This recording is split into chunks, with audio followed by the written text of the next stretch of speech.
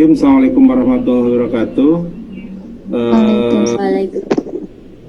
Bu Puri dan Bu Rai, Bu Umpit ya.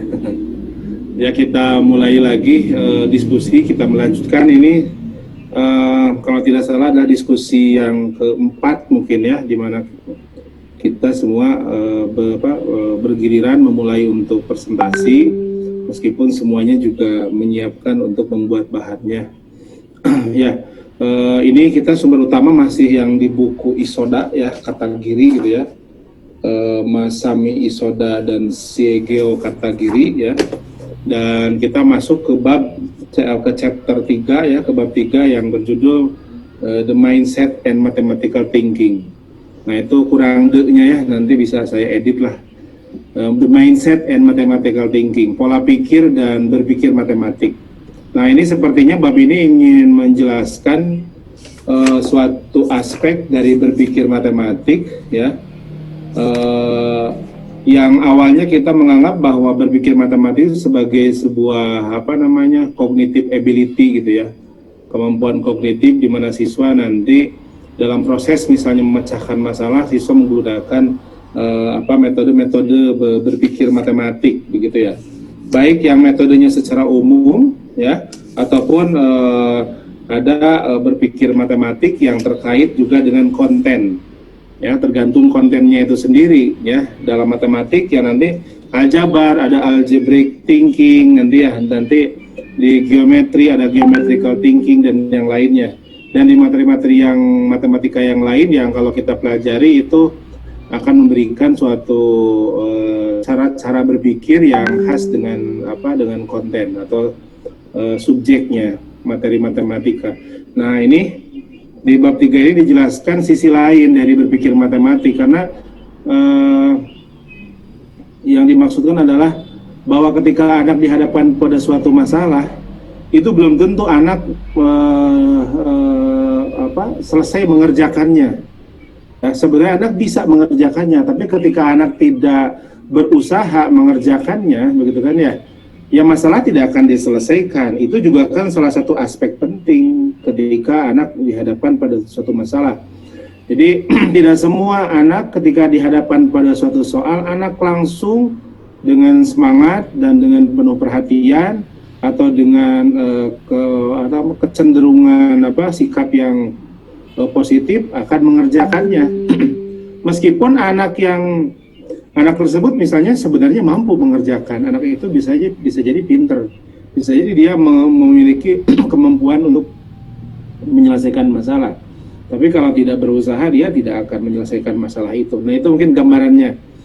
Nah di bagian awal pengantar itu dijelaskan tentang, udah mulai nih terkait dengan guru ya. Ini sebenarnya kan pengantar dalam artian ya, kalau kita nanti akan menuntut guru-guru untuk mengajarkan berpikir matematik kepada siswa, ya guru juga harus tahu dan mengerti tentang berpikir matematik serta jenis-jenis gitu ya pemikiran matematik yang bisa digunakan di level SD. Ya kalau kita sebagai dosen nanti mau mengajarkan mahasiswa calon guru untuk berpikir matematik, ya kita intinya harus tahu. Dan saya pikir itu sebenarnya bisa jadi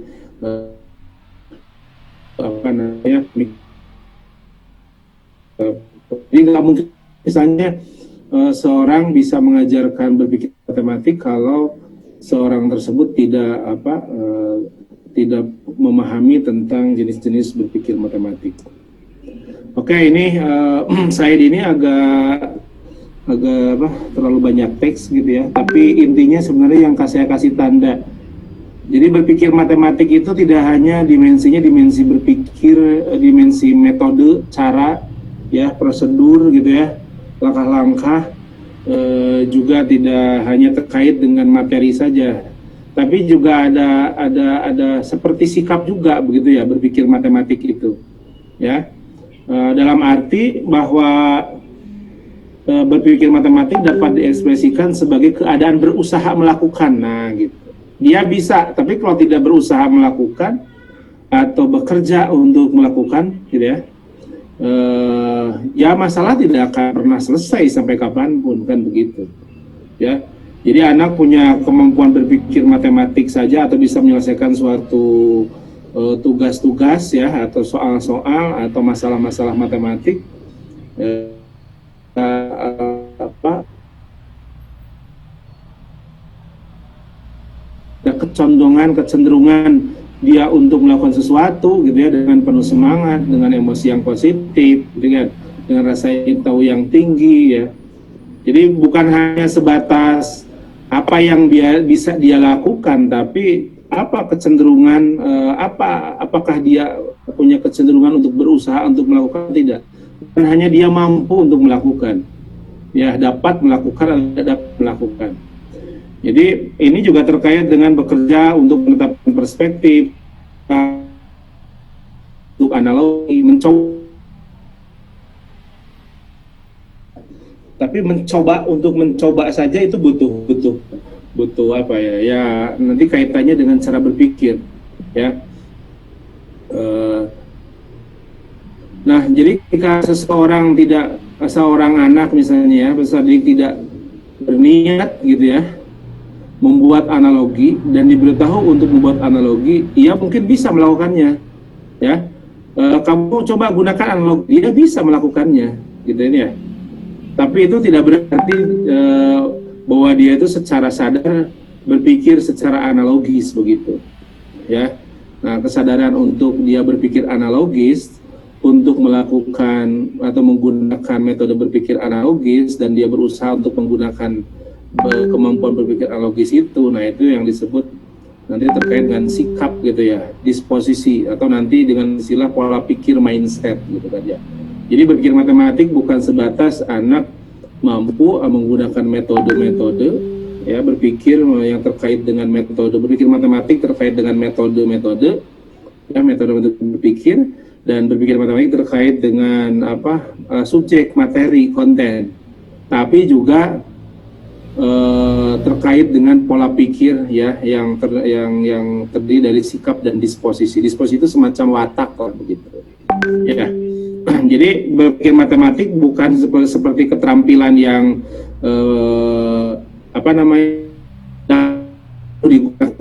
digunakan itu berarti dia akan menggunakan dan akan melihat, bahkan dari awal melihat situasi dan bagaimana dia menempatkan diri untuk bisa menyelesaikan masalah itu, dan kemudian dia berperan untuk menyelesaikan masalah itu. Nah, itu disebut pola pikir gitu kan ya. Jadi dia berpikirnya sudah matematis. Nah, itu bukan semata-mata hanya masalah hanya terkait dengan kemampuan melakukan berpikir atau tidak, tetapi juga terkait dengan sikap ya. Berpikir matematis berarti bahwa ketika seseorang menghadapi suatu masalah, ia memutuskan himpunan makna atau himpunan psikologis yang akan digunakan untuk memecahkan masalah itu. Ya, jadi ini nanti akan terkait dengan aspek afektif kalau secara luas ya di bagian akhir dari setelah saya membahas tentang chapter 3 ini dikaitkan dengan sumber-sumber yang lain. Oke, ini 3 variabel untuk berpikir matematis. Bikin gambarnya susah sih. Ya, lupa lagi saya menjelaskannya. Ini begini sebenarnya, ini supaya untuk melihat berpikir matematik itu sebenarnya, untuk memahami berpikir matematis itu kita bisa melihat dari 3 variabel ya. Yang pertama ada masalahnya, ada orangnya, dan kemudian ada pendekatannya. Nah, cuma ini ada istilah konotatif, bahas dipahami kita. Kalau denotatif kan makna yang sebenarnya, konotatif makna yang tidak sebenarnya. Jadi ada makna yang memang butuh dijelaskan di luar makna asal dari teks itu. Nah, yang konotatif itu yang disebut masalah dan pendekatan strateginya itu. Ya, itu yang perlu dipahami. Strategi itu apa sih? Masalah itu apa sih? Kalau seseorang guru bisa makna-makna konotatif ya, enggak. Kalau misalnya guru bisa menguasai konotatif dan denotatif dari variabel-variabel ini, guru bisa menggambarkan bagaimana cara mengajar berpikir matematik. Ya, kadang-kadang begini, Ketika kita mau mengajar pemecahan masalah, sebenarnya yang disebut masalah itu apa? Nah, hal ini saja ketika tidak dikuasai betul, maka seseorang menganggap sudah mengajarkan padahal bukan seperti itu masalah matematik itu, gitu kan ya. Itu bisa jadi hanya suatu soal biasa, rutin saja, yang tidak mengandung masalah matematik, ya, yang tidak yang kurang kaya, kurang peranannya kurang besar, kurang tinggi dalam mencoba mendorong kemampuan matematik. Ya, oke. Kalau terkait dengan makna dari berpikir matematik seperti untuk masalah dan pendekatan, memang jenis-jenis masalah, kemudian pendekatan itu butuh untuk dipahami, kan begitu ya. Kalau guru sudah menguasai masalah ya, untuk makna yang benar dan yang tidak sebenarnya, maka pembelajarannya bisa lebih baik. Oke, nah ini berpikir matematis sebagai kekuatan pendorong. Jadi sebenarnya kan yang sering ada dalam pikiran kita pendidik, terutama mungkin guru-guru di lapangan, bahwa mengajar matematik itu ya anak bisa rumus lah begitu ya, bisa memahami konsep, tahu rumus dan bisa mengerjakannya. Tetapi kenapa kemampuan itu dianggap di Indonesia masih lemah? Karena kita tidak menekankan kepada kekuatan pendorongnya begitu berpikir matematik. Kita lebih menyajikan matematik kepada atau dengan cara pengenalan fakta dan konsep sampai ke ya. Lalu kita berikan suatu contoh kasus dan bagaimana cara menyelesaikannya. Jadi anak mungkin bisa melakukan anak bisa menghitung luas segitiga, anak bisa melakukan bagi kurung, itu bisa. Ya, begitu. Tapi itu tidak akan berkembang lebih besar ketika anak mengajarkan kemampuan berpikirnya, begitu. Kemudian di sisi lain sebenarnya kalau kita mengajarkan kemampuan berpikir sebagai fokusnya, sebenarnya anak juga belajar pengetahuan dan keterampilan dengan baik harusnya, gitu kan ya. Jadi kita memang jarang misalnya membicarakan tentang bagaimana mengenalkan anak berpikir analogi. Ya, mungkin anak berpikir misalnya semacam bermain menemukan suatu pola ya dalam suatu situasi atau masalah matematik. Bagaimana anak bisa menyajikan ide dan gagasan dalam bentuk apa saja, gambar, diagram, atau grafik, atau tabel, dan yang lainnya. Jadi berpikir matematik sebagai kekuatan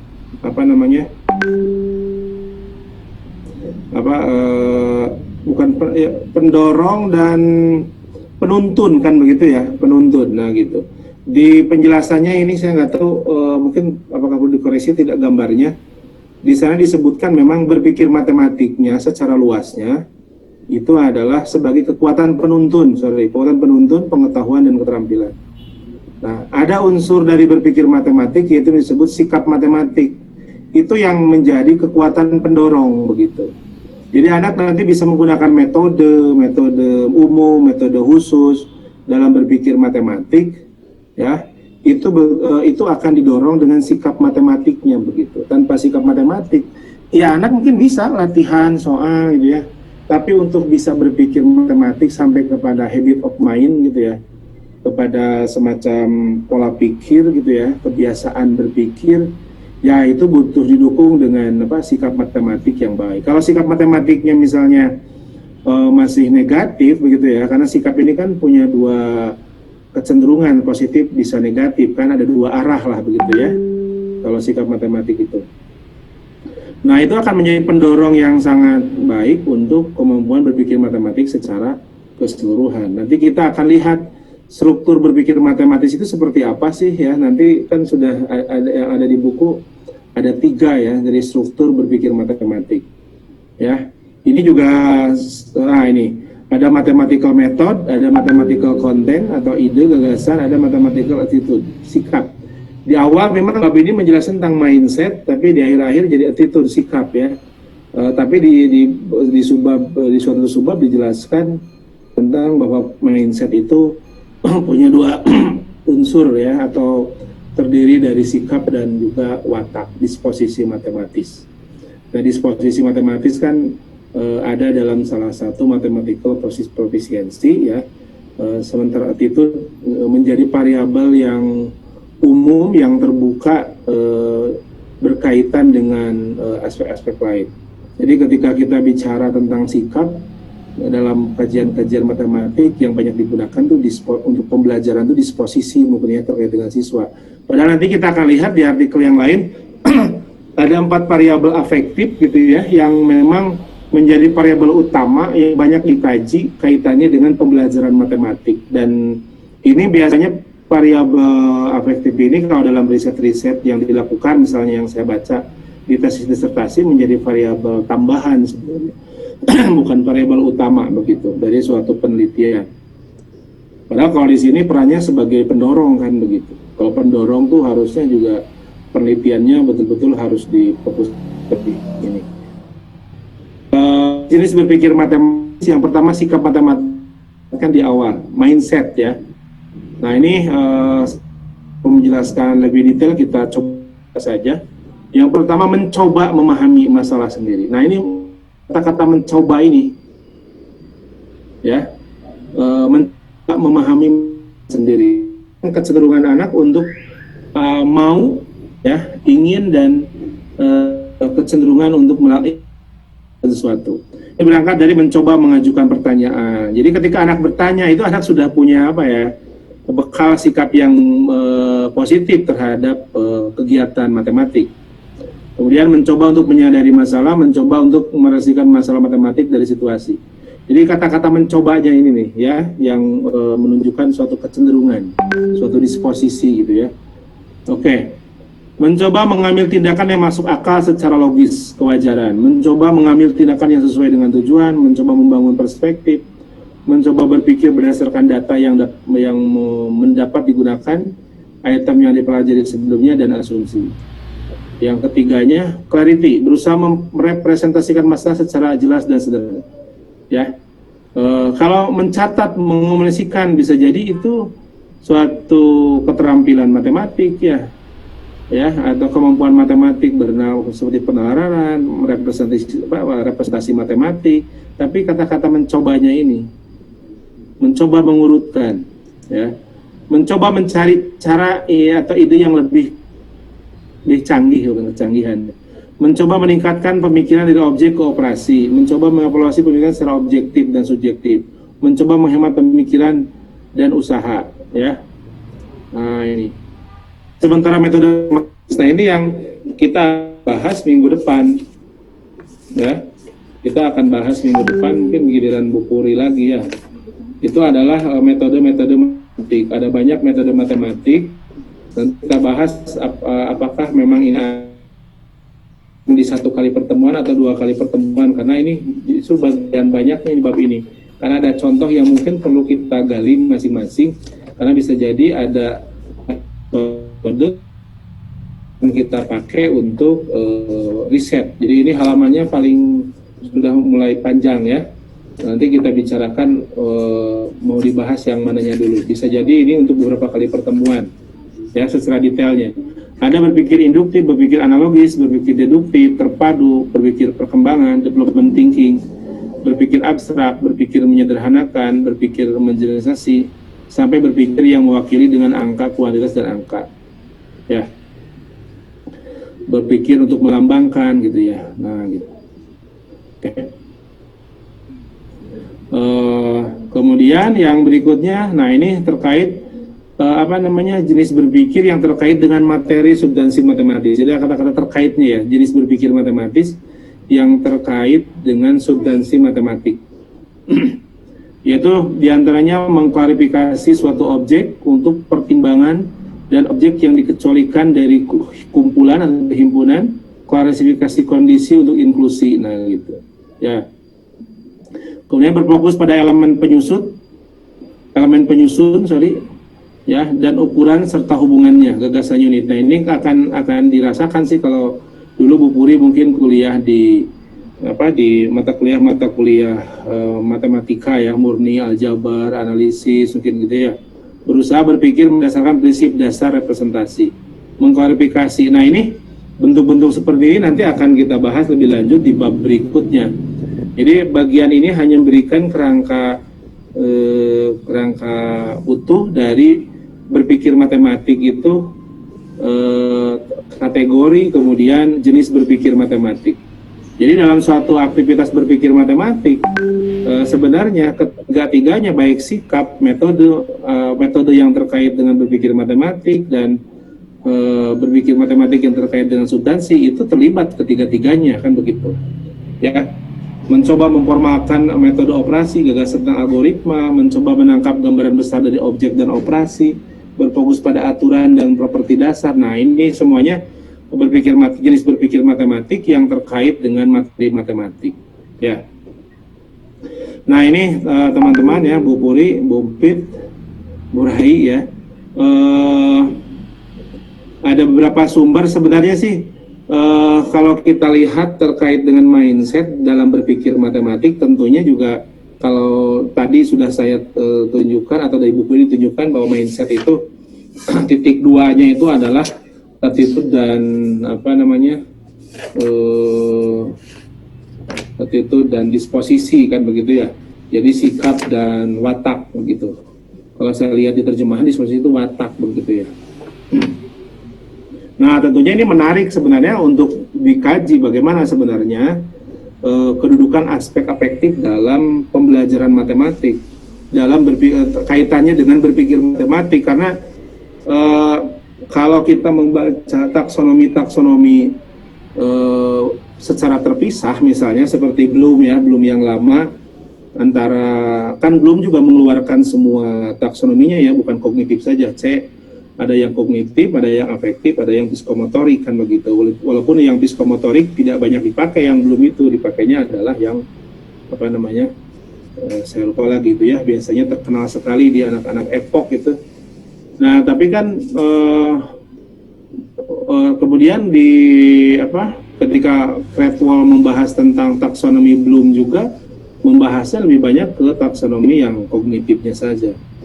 Hanya ketika di taksonomi Marjano lah bagaimana si kognitif, afektif dan psikomotorik itu adalah menjadi suatu taksonomi yang terpadu, sehingga antara kognitif dan afek itu saling berinteraksi begitu ya dalam pikiran siswa sebenarnya. Jadi ketika anak bergerak main bola, apakah anak sedang tidak berpikir gitu kan ya, misalnya main bola menjadi kapten lapangan tengah ya, dalam situasi yang sudah kalah, permainan sudah cenderung permainannya udah jelas kalah, kemudian ingin melakukan suatu comeback atau permainan membalikan keadaan. Jadi selama dia bergerak itu kan dia mikir sebenarnya, kan begitu, mikir dan juga jelas sikap gitu ya, motivasi ya, kemudian feeling gitu ya, perasaan itu juga harus akan terlibat di sana. Nah, ini gambaran yang bagus. Sama juga belajar matematik itu nggak melulu kognitif afektif, tapi dilihat secara terpisah, tapi merupakan bagian yang terintegrasi. Jadi kalau anak sedang berpikir pasti ada aspek afektif yang mendukungnya. Ketika guru mengajarkan dengan baik, bisa jadi didukung dengan belief, keyakinan guru bahwa guru yakin dengan pengetahuannya sendiri, guru yakin dengan suatu konsep yang dia kuasai. Kalau guru yakin dengan atau keyakinannya tinggi, maka dia akan ngajar dengan penuh percaya diri, dia akan mengajar dengan lebih baik. Ya, ketika sebaliknya kita keyakinannya rendah terkait dengan konsep matematik, itu akan mengganggu terhadap proses belajar. Nah, makanya kajian berikutnya yang saya arahkan itu adalah bagaimana sih sebenarnya aspek afektif itu dalam pendidikan matematik, affective domain in mathematics. Nah, ini kajian yang menarik yang saya lihat, memang melihat repositori, disertasi dan juga tesis itu lebih banyak diarahkan kepada variabel-variabel pikir, metode berpikirnya. Ya, sementara kajian-kajian tentang afektif ya, yang sebagai fokus utama jarang saya lihat. Misalnya penelitian tentang value in mathematics education, nilai dalam berpikir dalam matematik gitu ya, itu tidak banyak perlu dikasih. Terus nanti peran nilai dalam berpikir matematik, nah memang perlu digali kembali pembahasannya. Di sini saya dalam buku Pitala ya, saya nggak tahu orang mana ini. Ya, dia menceritakan tentang suatu pengalaman berpikir dari subjek atau anak yang dia teliti. When mathematical thinking is described, in addition to cognitive aspect, we should also explore affective faktor, ya, bukan aktor. Faktor. Ya, dan kemudian mencari untuk memenuhi hubungannya antara afektif dan kognitif. Ya, affect dan cognition. Ya. Nah, di sini ada 4 begitu ya, affective faktor gitu ya, dalam proses berpikir matematik dan dalam belajar matematik secara keseluruhan, yaitu ada belief, attitude, ada value, ya. Satu lagi sebenarnya ada emosi gitu ya. Oke. Ada 4 belief, attitude, value, dan emosi, ya. Kemudian, nah ini artikel yang berikutnya, saya nggak tahu artikel ini reputasinya seperti apa begitu ya. Ini memang bukan terkait pendidikan dasar sebenarnya, tapi di higher education, ya. Mathematical thinking is defined as a thinking behavior. Nah ini ada perilaku berpikir directed by cognitive process in learning of mathematics. Such thinking is prevalent in the mind of individual when solving mathematical problem. Nah, jadi berpikir matematik itu juga tentang is about developing habit of mind, kebiasaan berpikir, nah begitu. Nah, kalau udah jadi kebiasaan berpikir itu kan terkait dengan sikap ya, kecenderungan seseorang untuk melakukan sesuatu. That are always there when you need them, not in a book you can look up later. Oke, ya itu. Nanti sumbernya bisa dicek. Kemudian di David Toll itu ahli pendidikan matematik yang kalau membahas tentang apapun pasti dia ada lah. Ya kayak in English gitu ya, itu selalu ada di setiap kajian, mungkin profesor senior ya yang banyak menulis dengan para mahasiswanya. The analysis given, suatu analisis diberikan ya, menunjukkan bahwa ke power of thinking mathematically, berpikir secara matematik, to improve student attitude and improve student. Jadi afektif itu dalam kedudukan gitu ya, attitude itu dalam kedudukan sebagai faktor sekaligus sebagai akibat hasil. Jadi berpikir matematik untuk mengembangkan sikap. Sementara sikap itu juga sebagai pendorong berpikir matematik. Ya. Jadi perannya itu ya sebagai faktor juga sebagai hasil. Artinya apa? Selama berpikir matematik ya anak sebenarnya pasti ada aspek sikap yang menunjukkan apakah dia punya kecenderungan positif atau tidak terhadap kegiatan berpikirnya. Ada sumber lagi, sekali lagi ini jurnalnya belum saya verifikasi apakah ini atau tidak ya. Beberapa studi difokuskan pada hubungan antara berpikir matematik dengan student attitude, sikap siswa dalam matematik, ya, dan dampak dari suatu program pelatihan pada sikap siswa dalam matematik dan pengembangan berpikir matematik. Ya, temuan-temuan studi ini mengkonfirmasi adanya strong positive relationship, hubungan positif antara achievement in mathematics dan mathematical thinking. Ya, achievement termasuk itu lah gitu. Oke, ini yang terakhir mungkin masih dari Pitala tapi dan kawan-kawan. Kayaknya Pitala ini orang Finnish ya, orang Finlandia kan ya. Mengkaji 5 disertasi ya yang ada terkait dengan mathematical thinking. Hubungan antara afektif dan berpikir matematik seperti yang Hanula jelaskan dalam berpikir matematik, aspek motivasi menentukan tujuan dalam situasi. Sementara emosi are an evaluation of the subject progress toward goal and obstacle and way. Jadi emosi itu sebagai suatu evaluasi dari progres seseorang dalam mencapai tujuan atau dalam menghadapi hambatan dalam proses berpikir. Ya, kognisi itu bukan suatu proses informasi yang evaluatif, yang menginterpretasikan situasi, kan gitu ya. Nah ini coba lihat aja gambarnya nih, saya agak harus lihat di artikel secara lengkap. Nah ini Hanula, ini ada yang sudah kenal Markku Hanula. Ini profesor dari Finlandia, dari dari Helsinki University, tapi ada di universitas yang lain juga, di Tampere atau apa ya. Prof Didi kalau nggak salah pernah ke sana itu.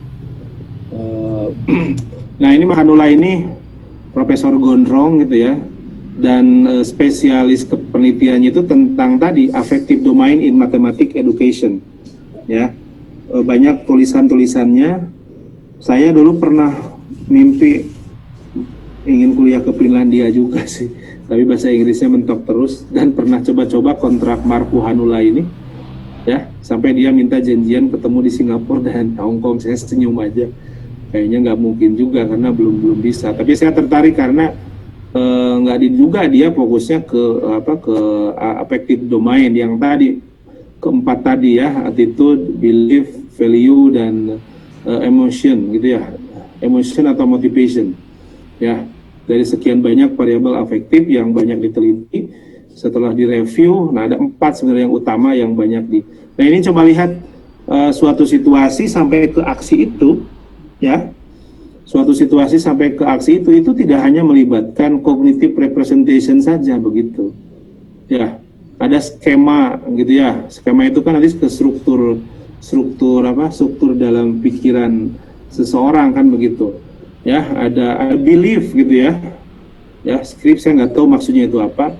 Jadi belief itu salah satu aspek afektif yang sebenarnya unsur kognitifnya tinggi begitu ya, tapi masih di bawah value. Kalau nilai itu unsur kognitifnya sangat tinggi begitu. Jadi beda dengan emotion. Kalau emotion ya feelingnya lebih tinggi dibandingkan dengan kognisinya. Jadi lihat ketika informasi diterima di sensori gitu ya, proses sensory information, itu tidak hanya terkait dengan kognitif diterimanya, tapi juga dengan emotion begitu. Emotion itu ya salah satu unsur nanti dalam aspek afektif kan begitu. Jadi skemanya skema afektif ya, dan kemudian nilai coba. Nah itu kemudian ketika merencanakan dan mengeksekusi suatu permasalahan ya, seseorang anak mengeksekusi masalah atau situasi matematik, tentunya bukan hanya aspek kognitif aja yang dipakai ya, tapi unsur emosi yang nanti unsur emosi ini akan yang menjadi unsur dari semua variabel afektif begitu ya. Oke. Belief kenapa disimpan di kanan itu ya karena kaitannya dengan kognitif juga sangat tinggi keyakinan itu. Jadi keyakinan itu bukan dirasa-rasa, tapi ada dasar logisnya, proses berpikirnya gitu kan ya. Nah ini juga relevan dengan bagaimana cara kita mengakui sebuah kepercayaan kan begitu ya. Jadi kepercayaan terhadap suatu masalah, suatu situasi, suatu kemampuan matematik, nanti kita mungkin perlu membahas ini belief secara ini. Nah itu tidak serta-merta hanya urusan afektif atau emotion saja atau kecenderungan watak, tapi juga dasar-dasar kognitifnya. Oke, ini gambar ini sangat bagus, walaupun Markku Hanula menulisnya 2004, bisa dijadikan yang menurut saya suatu gambar skema yang pas dengan apa yang kita bahas tentang mindset dan mathematical thinking. Oke, rekan-rekan semuanya, ketika kita mencoba untuk mencari mindset mathematical thinking dalam satu mesin pencarian untuk mencari artikel, ketika ditemukan kutipan-kutipan dalam artikel, ya hampir saya temukan itu beberapa, nggak semuanya sih karena capek, itu ya tetap saja acuannya ke Isoda dan Siego Katagiri begitu ya. Jadi mengacunya ke Isoda Katagiri ketika matematika ini dikaitkan dengan suatu mindset. Padahal kajian lebih lanjutnya adalah terkait dengan attitude sikap gitu ya, attitude sikap. Bagaimana kaitan sikap dan berpikir matematik. Oke, mungkin itu yang bisa saya berikan. Sepertinya sudah habis ininya slide-nya. Mudah-mudahan bisa memberikan gambaran bahwa suatu affective domain itu bukan sebagai variabel tambahan, justru itu sebagai variabel pendorong dan yang tidak bisa dilepaskan dari suatu proses berpikir. Jadi keberhasilan berpikir matematik itu bukan hanya cukup pada anak menguasai metode-metode berpikir saja, tapi bagaimana anak punya habit of mind dalam berpikir matematik. Itu yang juga akan menentukan suatu keberhasilan dalam pembelajaran matematika siswa. Itu mungkin Bu Puri, Bu Umpit ya. Itu terima kasih. Silahkan dilanjutkan ke yang lain. Terlihat. Assalamualaikum warahmatullahi wabarakatuh.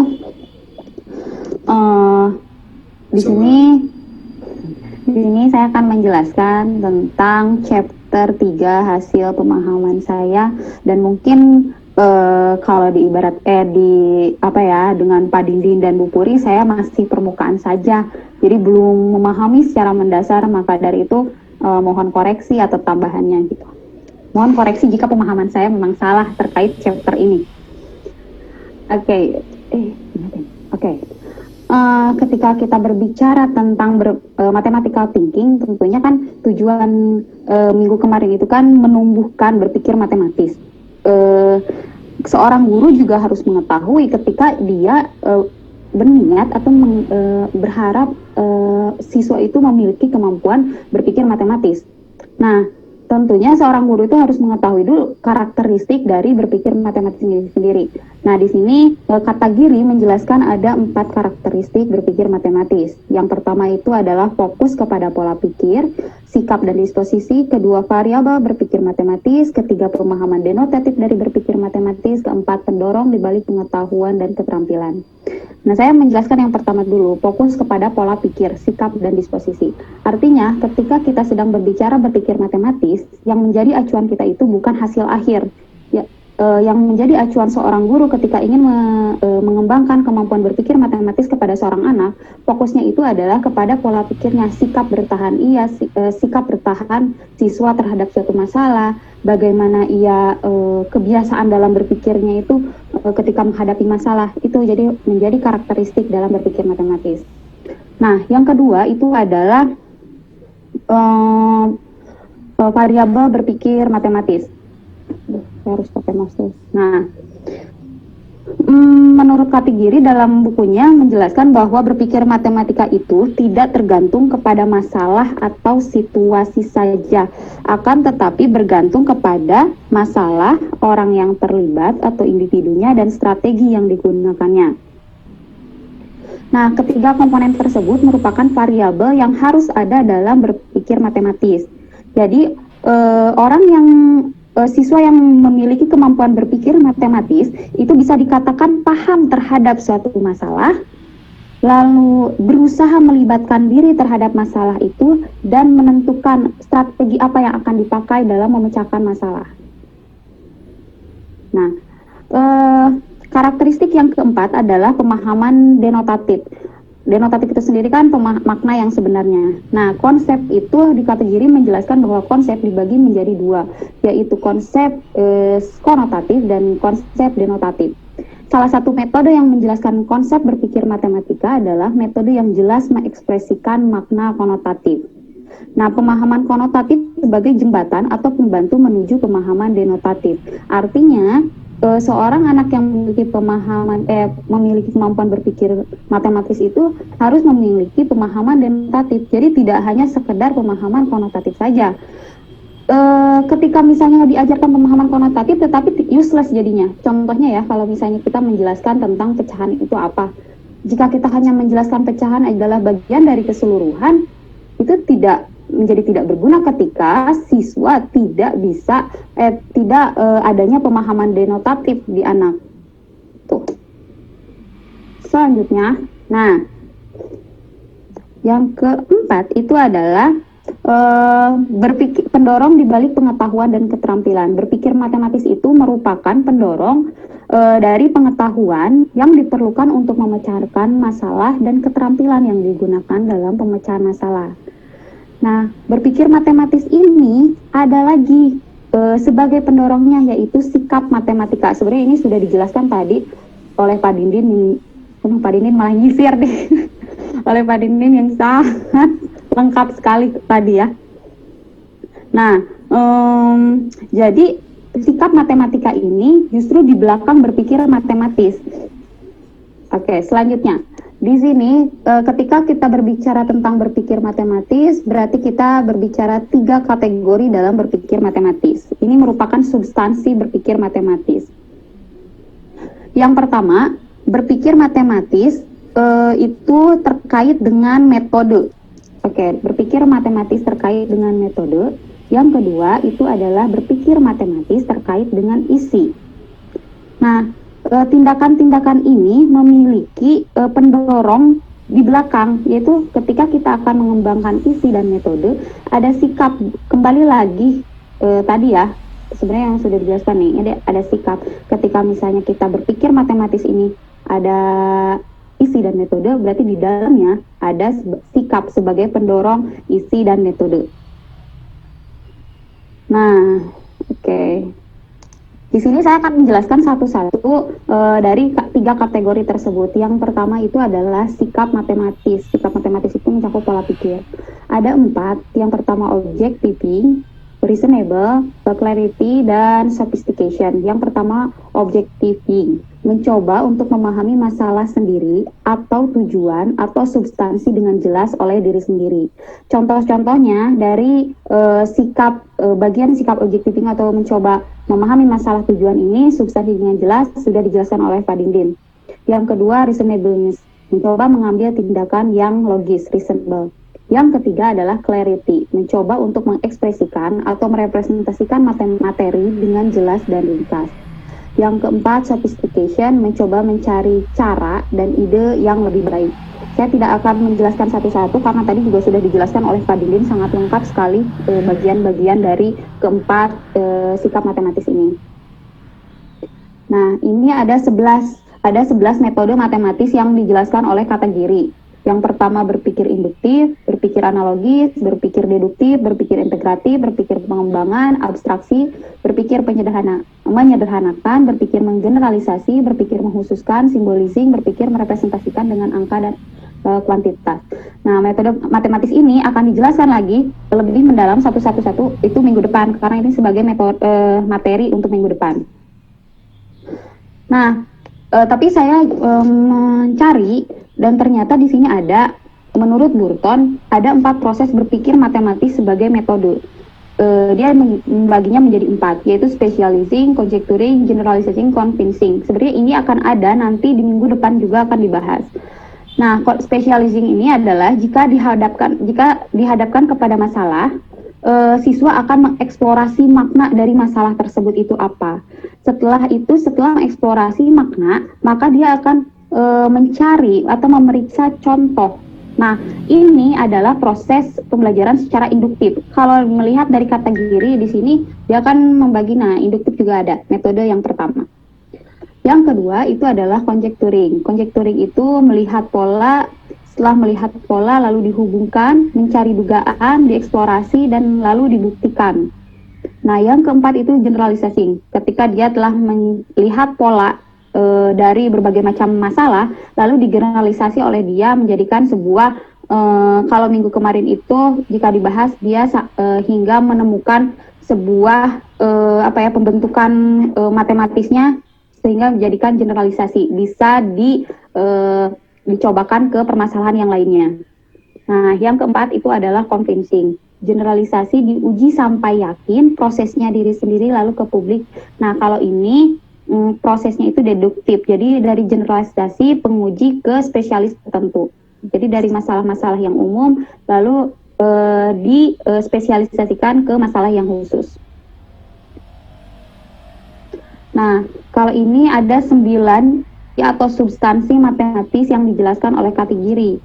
Yang pertama memperjelas objek suatu himpunan, mempertimbangkan yang penting dan yang tidak penting, fokus pada elemen, mencoba untuk berpikir berdasarkan prinsip-prinsip dasar representasi, memperjelas dan memperluas makna suatu hal dan operasi, mencoba untuk merumuskan metode operasi, mencoba untuk memahami gambaran, fokus pada aturan dasar dan sifat, mencoba untuk fokus pada apa yang ditentukan oleh keputusan seorang berpikir fungsional, dan mencoba untuk mengekspresikan proposisi dan hubungan sebagai formula, dan untuk mengetahui tujuan. Oke, dari apa yang saya pahami di chapter 3 ini, The Mindset and Mathematical Thinking, saya melihat bahwa orientasi dalam pembelajaran matematika itu bukan jawaban akhir. Jadi ketika kita belajar matematika, ketika anak atau siswa belajar matematika itu orientasinya bukan jawaban akhir. Orientasinya itu adalah proses dalam berpikirnya, sikapnya. Nah, proses berpikir itu kan mencakup tadi 3, sikap, metode, ide, atau isi. Nah, di sini the Common Core Standard for Mathematical Practice, proses dan ahlinya itu apa, keahliannya apa yang harus dimiliki ketika melakukan proses berpikir ini. Ada 2 yang saya ambil. Yang pertama standar proses NCTM. Dia menjelaskan bahwa ketika kita berpikir matematis, ada standar proses. Yang pertama itu adalah pemecahan masalah, penalaran, pembuktian, komunikasi, representasi, dan koneksi. Yang kedua adalah keahlian matematika. Nah, keahlian matematika di sini, saya mengambil dari Kilpatrick, menjelaskan bahwa ada penalaran adaptif, kompetensi strategis, pemahaman konseptual, pengaruh prosedural, disposisi produktif. Disposisi ini, disposisi produktif berarti kan di dalamnya itu ada tadi habit of mind juga kan masuknya ke dalam disposisi produktif. Nah, mungkin nanti akan menjadi bahan diskusi ketika apa yang menjadi teori ini tetapi bertolak belakang dengan kenyataan yang ada, dan nanti mungkin saya akan tanyakan menjadi bahan apa ya, diskusi dengan Pak Dindin dan Bu Puri gitu ya. Mungkin itu saja. Terima kasih. Assalamualaikum warahmatullahi wabarakatuh. Izin share screen ya. Ini saya hanya menambahkan saja mungkin ya, karena apa yang disampaikan yang tertuang di dalam PowerPoint yang saya buat ini juga sudah disampaikan dengan detail oleh Pak Dindin dan oleh Bu Tit ya. Kalau saya di sini mungkin malah meringkas itu semua menjadi sebuah mind map gitu ya, apa yang berdasarkan yang saya pahami. Di sini tadi juga sudah dijelaskan ya oleh Bu Tit, oleh Pak Dindin. Kita kan berbicara mengenai mathematical thinking yang mana terdiri dari 4 aspek ya.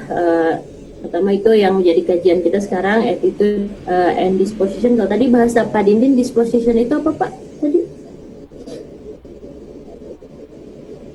apa Pak? Nggak ada suaranya. Disposition Kalau saya lihat di translate itu watak sebenarnya. Kecenderungan gitu ya. Kecenderungan gitu ya. Kalau disposisi itu kan kayak apa ya? Kayak kalau misalkan atasan memberikan disposisi kepada bawahan. Oh iya, ingatnya itu sama. Bukan semacam instruksi ya, tapi watak ya. Baik. Iya. Nah, tapi kita sepakati di sini attitude ini juga apakah berkaitan dengan sikap, Pak? Ya, attitude sikap sih. Secara harfiah kan memang sikap ya. Ya. Jadi memang kalau yang menurut yang saya baca gitu kan, matematika ini sebetulnya luas ya. Yang mana kita pahami kalau orang awam itu memikirnya matematika itu ilmu yang berhubungan dengan perhitungan saja. Yang penting siswa bisa mengerjakan soal-soal hitungan, lalu juga ketika dia bisa atau mungkin dia tidak bisa, itu aja ya yang berhubungan dengan matematika. Tetapi kan kita sepakati ya apa yang ada di buku itu, bahwa matematika tidak cukup dengan itu, ada usahanya, ada kerjanya gitu, ada prosesnya gitu, attempting to do dan working to do. Nah, tadi juga sudah dijelaskan oleh Bu Pit tentang variabel yang berhubungan dengan mathematical thinking, ada situasi, ada orang-orangnya yang terlibat. Mungkin kalau dalam pembelajaran di kelas kan berarti itu yang orang-orang yang terlibat itu adalah guru dan siswa. Ada juga strateginya. Mungkin nanti saya akan sedikit menjelaskan saja tentang problemnya ya, problem situasinya. Yang mana kalau bahasa di RMB ini problem situasi ini dikaitkan dengan konteks ya. Lalu tadi denotatif juga sudah dijelaskan oleh Bung Pit ya, yang mana kalau bagi saya sebetulnya kata denotatif ini baru Pak, jadi saya selalu tahunya itu kata konotasi aja ya. Ternyata ada lawan katanya ya, denotasi. Artinya berarti kebalikan dari konotasi, yang mana bersifat konkret ya. Lalu driving force behind knowledge and skill itu sudah kita bahas di minggu lalu, bahwa memang mathematical thinking ini mampu menggerakkan pengetahuan dan keterampilan. Ini saya rasa tidak perlu saya ulas lagi ya, tadi sudah dijelaskan oleh Bung Pit. Kita mathematical attitude ini kan terdiri dari beberapa tadi ya, kalau attempting ya ada suatu usaha atau ada sesuatu proses yang dilakukan, objectifying, reasonableness, clarity, sophistication. Jadi tidak hanya sekedar goalnya itu siswa bisa mengerjakan atau bisa menghitung soal-soal matematika saja, tetapi ada proses-proses seperti ini. Lalu juga ini tadi sama Pak Dindin juga sudah dijelaskan, dan insya Allah mungkin minggu depan ya, ini topik bahasan kita tentang mathematical method. Kadang jujur saya juga suka kebalik-balik antara pemikiran induktif dan deduktif beberapa kali, walaupun udah sering dipelajari apa bedanya induktif, deduktif. Kalau kita matematika ini apa sih Pak? Deduktif apa induktif sih? Apa dua-duanya? Ya ada, dua-duanya ada sebenarnya gitu. Cuma kalau matematikanya sendiri ya diturunkan secara deduktif. Tapi kalau pembelajaran kan ya misalnya bagaimana menemukan rumus Pitagoras, ya kan nggak bisa deduktif lah, ke anak SD mah bisanya induktif kan. Menemukan Pitagoras berarti kan yang dari persegi teorema. Itu sampai nah itu pembuktian teorema. Sebenarnya saya suka kebalik soalnya, kalau pembuktian teorema berarti dia deduktif apa induktif? Deduktif sebenarnya. Ya, karena dia dari khusus ke umum kan, gitu. Iya. Umum ke khusus. Nah itu kan saya kebalik kan. Deduktif umum ke khusus. Umum ke khusus ya, berarti kan dari rumus terus dijabarkan kan. Kalau induktif itu kan berarti teorema. Kalau induktif dari contoh-contoh. Matematika itu, ini kan kita konteksnya matematika ya, berarti dari contoh-contoh harus ke sebuah kesimpulan. Ya gitu ya. Baik, itu tetap aja kadang suka kebalik-balik, tapi mungkin kita akan mengulas lebih lanjut lagi ya di minggu depan. Saya lihat juga sudah sepintas untuk chapter 4 itu lumayan banyak contoh-contohnya juga. Ini juga tadi sudah disinggung oleh Bu Rai sama Pak Dindin juga tadi tentang mathematical thinking related to mathematical idea. Ada idea of set, idea of units, idea of representation, dan idea of operation. Nah, mungkin di sini saya hanya akan mengulas apa yang tambahan saja ya dari yang di luar buku Isoda itu. Kebetulan buku yang saya punya itu, yaitu tadi buku-buku hanya buku-buku peninggalan sisa-sisa waktu kuliah S2. Jadi waktu itu kebetulan bawa beberapa banyak buku dan itu free ya, kita membawa bukunya. Jadi ada salah satu buku Children Learn Mathematics. Mungkin saya nggak tahu nih Pak Dindin mungkin lebih tahu apakah sudah ada malah versi e-booknya gitu. Kalau saya masih manual ini, kalau ini jadi cari di buku langsungnya mungkin ini sudah ada ya di beberapa buku e-booknya. Mathematical in Context, Children Learn Mathematics, bagaimana siswa berpikir tentang geometri, tentang abstrak. Jadi waktu itu para dosen-dosen di sana itu membuat beberapa buku itu yang tergabung menjadi Taltim ya. Taltim ini salah satu editornya Van Hausen. Di sini mereka menyepakati bahwa untuk melengkapi skill matematik itu, mereka itu harus ada proses reinvention ya. Makanya ada istilah guided reinvention yang menemukannya siswa tapi lewat guided atau guidance dari guru dalam memecahkan suatu permasalahan. Jadi di sini hal-hal yang berkaitan dengan seperti tadi yang kita katakan, ingin ada proses berpikir matematis gitu, misalkan bagaimana siswa supaya mindsetnya itu bisa ke arah berpikir matematis. Nah, kalau di buku ini disebutkan memang banyak beberapa faktor, tapi salah satunya itu adalah pertama dari guidance gurunya, kedua dari konteksnya. Nah, di luar hal itu juga supaya siswanya itu secara alamiah ada gitu proses berpikir atau mindsetnya itu sudah tersetting untuk berpikir matematis, mereka juga pertama harus menyenangi matematik itu dulu ya, pertama harus senang dulu, sehingga kalau sudah menyenangi itu maka akan tercipta suasana pembelajaran yang baik. Bagaimana cara siswa senang terhadap pembelajaran itu? Kenapa siswa banyak yang tidak suka dengan matematik, boro-boro untuk berpikir matematis ya? Dengar kata matematik aja kayaknya udah alergi, udah fobia. Itu tadi karena mungkin dalam benak mereka matematik itu hanya berhubungan dengan angka-angka yang abstrak. Tadi mungkin dengan rumus-rumus, mungkinnya dengan teorema-teorema gitu kan. Nah, di sini dikatakan bahwa suasana pembelajaran rich learning environment, jadi suasana pembelajaran yang baik atau yang menyenangkan sekalipun, memang itu penting, memang itu bisa memprovok atau istilahnya memancing peminatan siswa atau ketertarikan siswa untuk berpikir matematis, yang mana memang kita harapkan goalnya atau aim of education-nya, tujuan pembelajaran matematikanya bisa tercapai. Tapi kalau di buku ini tidak hanya itu saja, tidak cukup itu saja, tidak cukup learning environment itu. Yaitu apa ya, salah satunya selain tadi dari teacher guidance yang harus betul memahami prosedurnya, ada yang dikatakan HLT ya, hypothetical learning trajectory. Itu juga kan salah satu istilahnya trayek atau alur yang dibuat oleh guru supaya memang siswa bisa pada akhirnya mencapai goalnya itu, siswa bisa berpikir secara matematis. Namun ada hal lain di luar itu yang memang tidak kalah pentingnya dan yang paling penting ya, kalau dalam RMA itu namanya konteks ya, konteks situation, yang mana kalau saya gambarkan seperti ini ya, ini saya ambil dari buku, contoh misalkan di dalam suatu perhitungan di kelas rendah ya, ketika kelas rendah misalnya kelas 1 atau kelas 2 mau belajar berhitung, itu sebelum ke formal calculation itu tahapannya itu di bawah itu kita bisa lihat ada context bound counting, jadi harus ada semacam ya bondingnya itu gitu ya terhadap konteksnya, jadi supaya ada feeling bahwa oh iya ini tuh memang perlu saya pecahkan, ini juga masalah-masalah yang memang selama ini saya kenal gitu,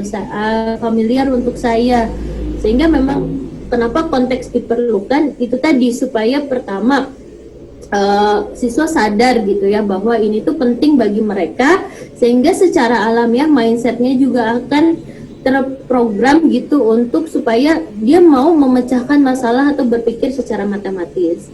Di sini tahapannya ada context bound counting, object bound counting, pure counting. Jadi dari mulai konteks lalu ke objek, lalu dia betul-betul berhitung. Kalau minggu kemarin saya jelaskan dalam bentuk iceberg ya, ada pemodelannya, lalu ada juga perhitungannya menggunakan struktur. Di struktur ini berarti ada yang dinamakan model of, model for, yang mana pemodelan itu diharapkan dibuat oleh siswa sendiri. Jadi jenis model itu misalnya ya, kalau misalkan untuk penjumlahan menggunakan number line atau garis bilangan. Garis bilangan itu dia berfungsi sebagai model dari situasi atau model dari konteks yang diberikan, dan sekaligus menjadi pemodelan matematis yang untuk menjadi jembatan ke arah matematika yang lebih formal.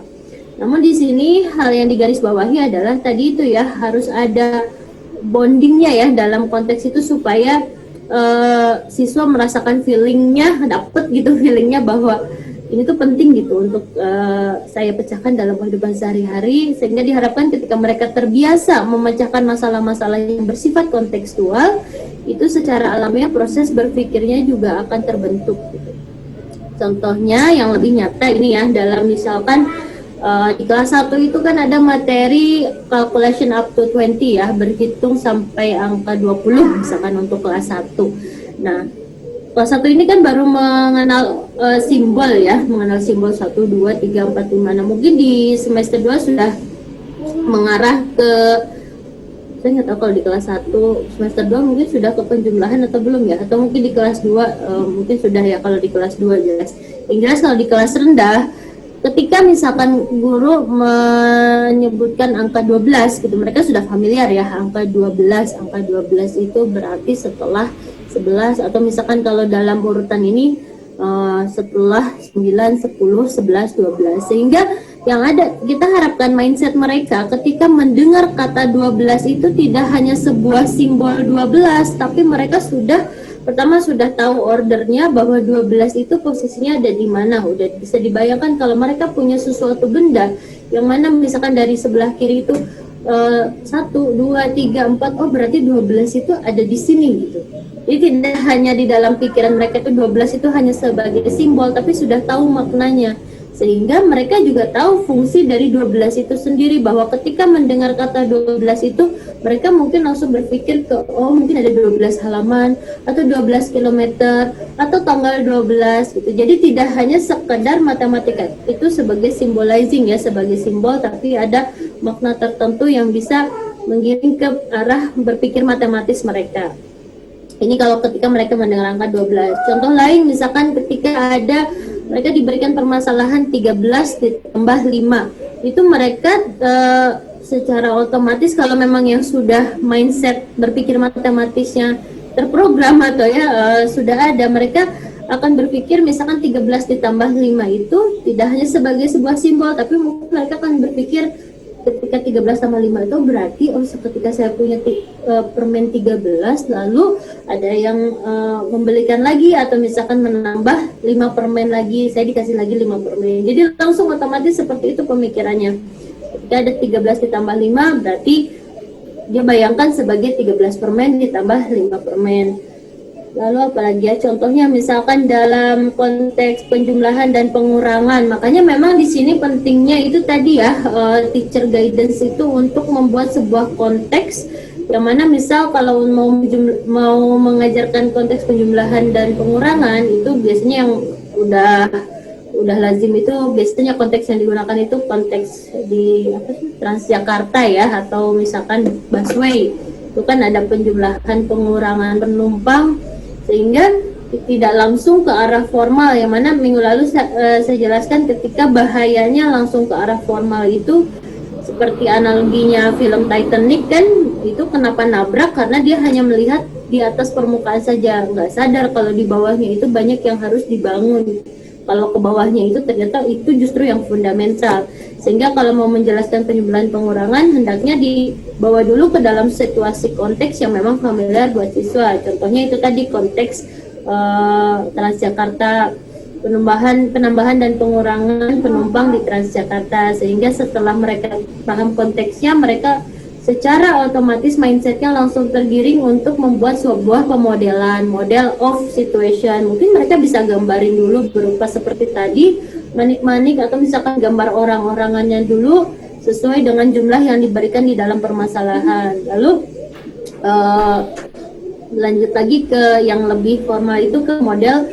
Jadi selain sebagai model dari situasi busway, juga dia bisa berfungsi sebagai pemodelan untuk matematis, yaitu tadi bisa mengarah ke number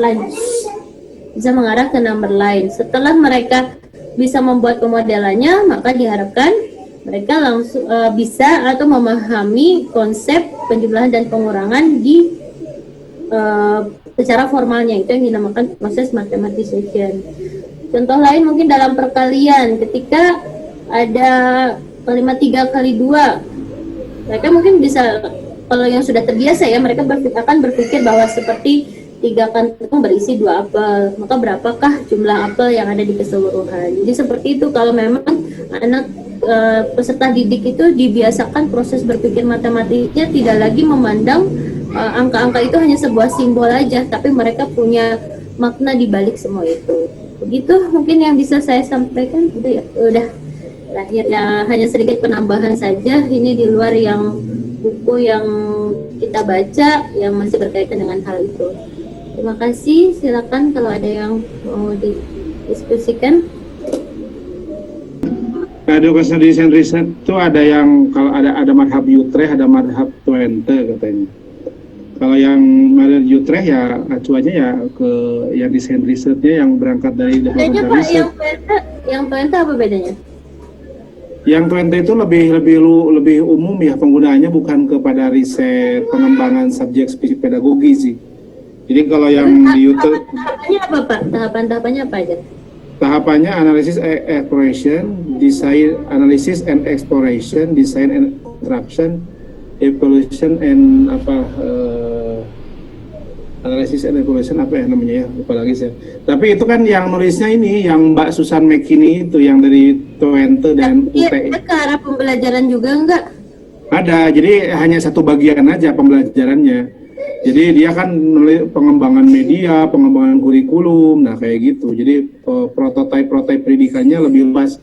Semua hal tentang prototipe pendidikan. Jadi itu ya ada penelitian pengembangan. Nah, kalau desain riset yang di Utrecht yang saya lihat kan yang tesis Bu Puri, terus disertasinya Pak Ade Armanto, ya, terus Dian Armando, ya, siapa ya?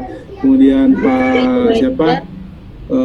Yang dari Kalimantan itu, gitu ya. Rencananya saya tuh pengen bikin penelitian itu, tapi masih galau banyak ya yang ada di pikiran saya. Salah satunya gimana sih si guru itu biar bisa membuat sebuah konteks, karena itu yang bagian yang tersulit kan selama ini kan, apalagi di K13 mereka tuh hanya kayak robot aja menjalankan apa yang ada di buku gitu ya. Tapi untuk menciptakan sebuah konteks-konteks, saya tadi misalkan pecahan Pitsadui, terus penjumlahan pengurangan busway day.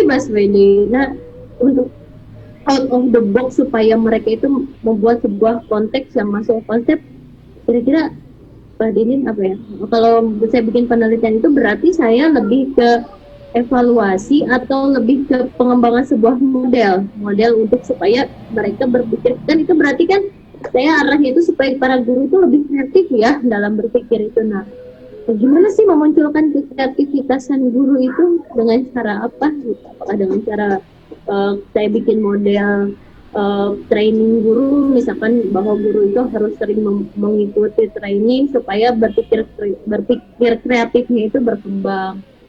Kalau saya punya arah gini, kan sekarang ini lagi ini ya ada guru penggerak nih ya, yang di program Kemdikbud itu kan pasti guru penggerak itu salah satunya ada yang di matematika. Nah, mungkin di tahun pertama saya tuh pengen mengevaluasi gimana sih gitu, misalkan mengambil beberapa sampel guru-guru penggerak matematika.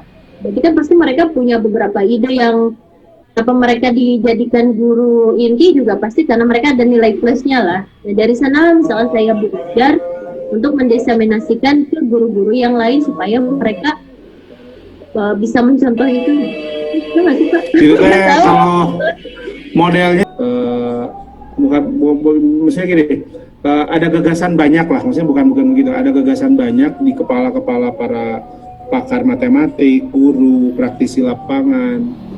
Itu tidak akan terwujud kalau memang tidak ada suatu model komunitas begitu. Komunitas yang nanti bisa mewujudkan pengetahuan yang masih tacit, istilah Pak Didi itu tacit knowledge begitu ya, menjadi suatu pengetahuan yang memang nyata, yang memang betul-betul kalau dari sudut pandang kan progresif pragmatis lah ya kalau bisa. Jadi bisa dipakai, pengetahuan itu bisa dirasakan, dimanfaatkan, dikembangkan kan. Misalnya kayak gini nih, di sana kan ada yang dijelasin ada proses berpikir induktif lah, deduktif dan lain sebagainya. Tapi kenyataannya tuh kan si guru kan nanti pesimisnya gini, ketika guru dikembangkan, pengembangan guru baik itu siswa, tapi kenyataannya yang kan kayak UTS aja mereka tidak mengukur itu gitu. Dia hanya hasil akhir itu kemarinnya. Reasoning nggak ada tuh, jarang sekali Empit lihat di soal matematika.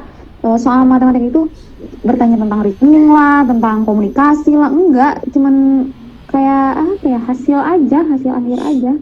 Ya memang karena gambaran kan tadi kan mungkin kalau pertama tuntutan dari kurikulumnya, yang kedua praktek di sekolahnya ya, terus kemampuan gurunya kan tadi saya juga nggak tahu ini kalau kan kita yang tahu lah kalau di PGSD nanti anak-anak itu dibekali dengan kemampuan berpikir matematik atau tidak sih sebenarnya oleh kita itu. Saya aja kan dulu masih ngajar di PGSD model-model pembelajaran, waktu masih ada mata kuliahnya, itu kan buku-buku RME itu banyak saya berikan tentang standar proses segala rupa banyak.